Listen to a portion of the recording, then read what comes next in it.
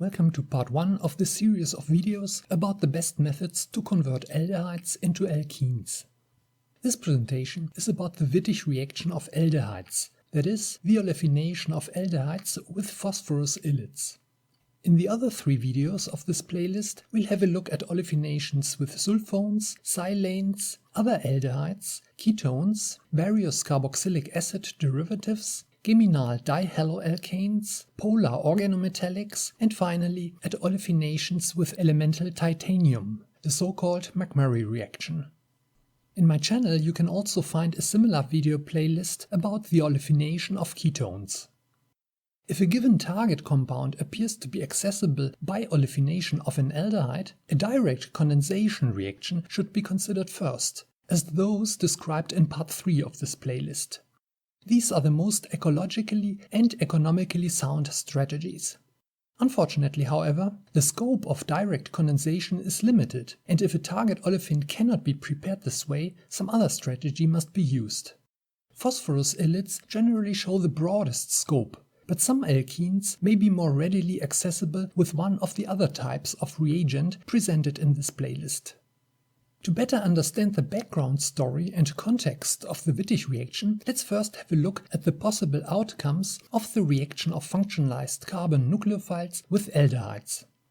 As described in my videos about the preparation of secondary alcohols from aldehydes, a large number of carbon nucleophiles can add to aldehydes and yield stable secondary alkoxides, or, upon protonation, alcohols.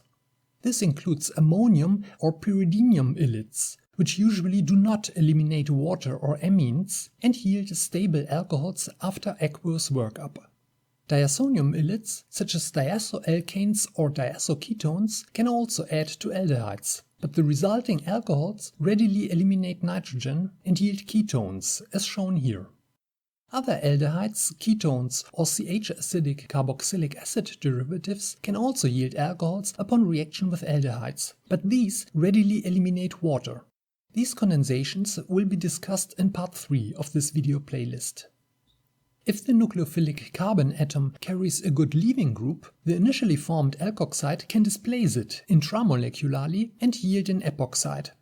This kind of reactivity is typical of sulfonium ylides and of metallated alkyl halides. Then, phosphonium ylides and some metallated sulfones, alkyl halides and silanes can yield alkenes directly upon reaction with aldehydes. I'll show you the exact mechanisms later. Then there are some electron-rich reagents that form strong bonds to oxygen and can attack aldehydes and ketones nucleophilically at oxygen. Depending on the type of aldehyde and reagent, a carbanion or a ketyl radical will be formed and dimerize to a pinacol. Intermediate titanium pinacolates can fragment and yield alkenes directly, as shown here. If the attacking nucleophile is an electron-rich phosphine, then alkoxyphosphonium alkoxides can be formed, which usually undergo intramolecular etherification to yield an epoxide. Few examples of this reaction have been reported, though. The reaction of aldehydes with phosphines may also yield symmetric olefins directly. An initially formed aldehyde-phosphine adduct can be deoxygenated by an excess of phosphine, whereby a phosphorus ylide is formed. This ylide can then undergo a normal Wittig reaction with the aldehyde. Again, few examples of such reactions have been reported and will probably require either a very electrophilic aldehyde or nucleophilic phosphine and a high reaction temperature. Because epoxides can be converted into olefins by treatment with a phosphine, alkenes may also result from aldehydes and phosphines by intermediate formation of epoxides, as in the second equation on this slide. It is assumed that the Wittig reaction proceeds by intermediate formation of a phosphoxetane with pentavalent phosphorus. According to recent calculations, this intermediate does not result from a perfectly concerted 2+2 cycloaddition. The CC bond appears to be formed slightly earlier than the PO bond, but this will probably depend a lot on the precise structure of all the starting materials. Aldehydes are readily available intermediates and important starting materials for the preparation of alkenes. For a number of important products, such as the vitamins and drugs on this slide, aldehyde olefination is the least complex or expensive approach. Even Wittig reactions can be conducted on a large scale if the resulting phosphine oxide is recovered and recycled. The triphenylphosphonium group is strongly acidifying. Methyl triphenylphosphonium salts, for instance, are 5 orders of magnitude more acidic than acetone. Phosphonates, on the other hand, are much less acidic than phosphonium salts. Most phosphonium salts are also more acidic than aldehydes, and it should therefore be possible to prepare alkenes by adding a base to a mixture of aldehyde and phosphonium salt. In order to prevent the formation of enolates and aldol addition products, however, phosphorus ylides are usually generated first by adding a base to phosphonium salt, followed by addition of the aldehyde to the preformed ylide. At low temperature in aprotic solvents, phosphorus ylides usually add to aldehydes faster than enolates are formed by deprotonation, even if the aldehyde is several orders of magnitude more acidic than the phosphonium salt. When performing Wittig reactions with phosphonium salts of low acidity, such as alkyl or benzyl phosphonium salts, it is important to remove all traces of oxygen from the phosphonium salt and reaction mixture. Strongly basic phosphorus ylides are quickly oxidized by oxygen to carbonyl compounds. I'll show you an example at the end of this presentation. Ylides from highly acidic phosphonium salts, however, such as those prepared from haloacetic esters, are less basic and less nucleophilic and do not usually react with oxygen. Phosphorus ylides can of course always be generated in dry THF with very strong bases, such as LDA. But for large-scale preparations, this is not always a practical or economically sound strategy.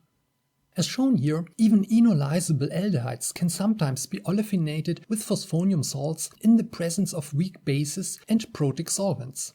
Here, for instance, the Wittig reaction succeeded with potassium carbonate as base and without stoichiometric generation of an ylide. Such reactions work best with non-enolizable aldehydes, such as benzaldehyde or formaldehyde, or with aldehydes that undergo aldol addition only slowly, such as isobutyraldehyde or crotonaldehyde. This is another example of the use of potassium carbonate as base. Here, the Wittig reaction was conducted in an aprotic solvent mixture of DMF and toluene.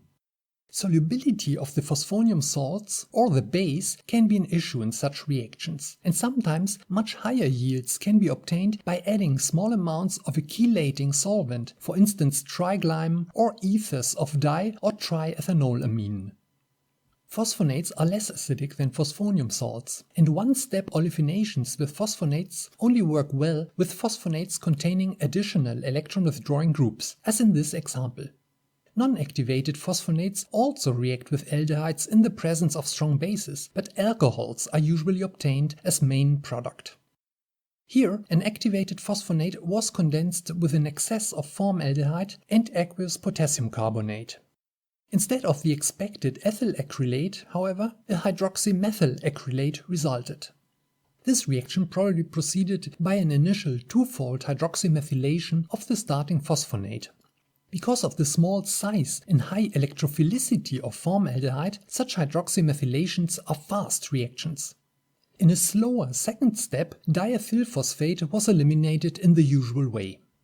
Allylic phosphonium salts are more acidic than simple alkyl phosphonium salts and can also be used with weaker aqueous bases. In this example, sodium hydroxide in water was used to bring about a Wittig olefination of dodecanal.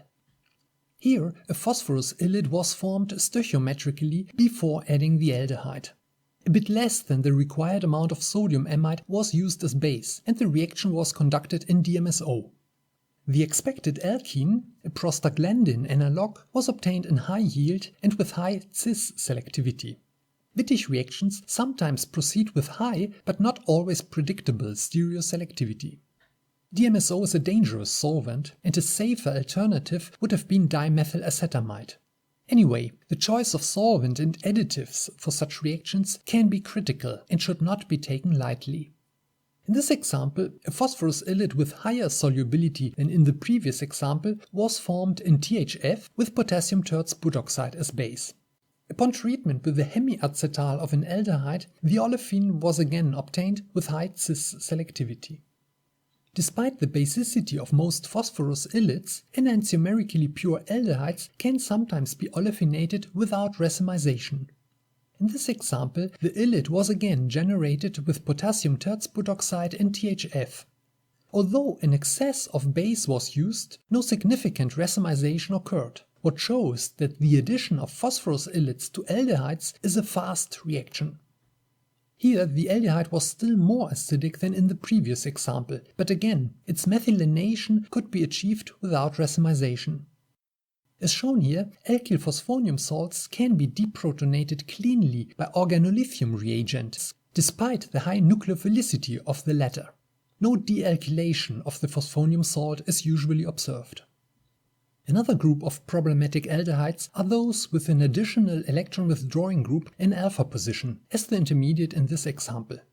Such aldehydes are very acidic and will only react with carbon nucleophiles of low basicity. Here, a beta-ketoaldehyde was olefinated with a cyanomethyl phosphonium salt. Let's now have a look at potential side reactions. Basic reaction conditions can bring about the cis-trans isomerization of alkenes, but also the migration of double bonds. Thus, occasionally carbonyl olefinations do not yield the expected alkene, but some other regioisomeric olefin, as in the example on this slide. Then, non-activated phosphonates do not usually yield alkenes upon reaction with aldehydes, but alcohols instead. These can, however, often be converted into alkenes by heating for some hours with aqueous carbonate in DMF. Strongly basic phosphorus ylides are quickly converted by oxygen into aldehydes or ketones, which can then undergo Wittig reaction with another equivalent of ylide. Therefore, symmetric alkenes sometimes result as byproduct, as in this example. If a solid phosphonium salt is to be used in a Wittig reaction, it should be kept in mind that solids can absorb large amounts of air, especially if the particle size is small. Such solid phosphonium salts should therefore be carefully degassed and kept under inert atmosphere before use. Otherwise, symmetric alkenes may be obtained as byproducts. Phosphonium salts can form phosphorus-oxygen bonds with alkoxides or hydroxide, whereby pentavalent phosphorus derivatives result. These are not very electrophilic, but may undergo phosphorus-carbon bond cleavage by protonolysis to yield highly electrophilic alkoxyphosphonium salts and a hydrocarbon. In the example on this slide, benzene was formed by protonolysis of the pentavalent intermediate. The butoxyphosphonium salt reacted with butoxide, whereby a phosphine oxide and dibutyl ether were formed in low yield. This means that phosphonium salts with substituents that readily form carbanions may be cleaved by oxygen nucleophiles and should be converted to ylides in the absence of alkoxides or hydroxide. If the starting aldehyde contains an electron-deficient alkene, or if the product of the olefination is such an electron-deficient alkene, then a Michael addition of the ylide to this double bond may compete with the olefination reaction. Electron-deficient olefins may even be cyclopropanated by phosphorus ylides, as in this example. If despite of an excess of phosphorus ylide only a partial conversion of an aldehyde can be attained, this may be due to deprotonation of the aldehyde by the ylide. This problem may be minimized by choosing an aprotic apolar solvent and by adding the aldehyde to the preformed ylide slowly at low temperature. Then, in the presence of strong bases, enolizable aldehydes may always undergo aldol additions and condensations. With alkoxides, hydroxides, or other strong nucleophiles, phosphonates may also be saponified and lose their ability to olefinate aldehydes. In this example, the yield of stilbene could be increased by lowering the amount of water in the reaction mixture and the reaction temperature. On this and the next slide, there are some more, mostly recent examples of Wittig reactions of aldehydes. You can also find this reference list in the description of this video. The next presentation is about olefinations with sulfones and silanes. These are less often used than phosphorus ylides, but may offer some advantages in special situations. See you then.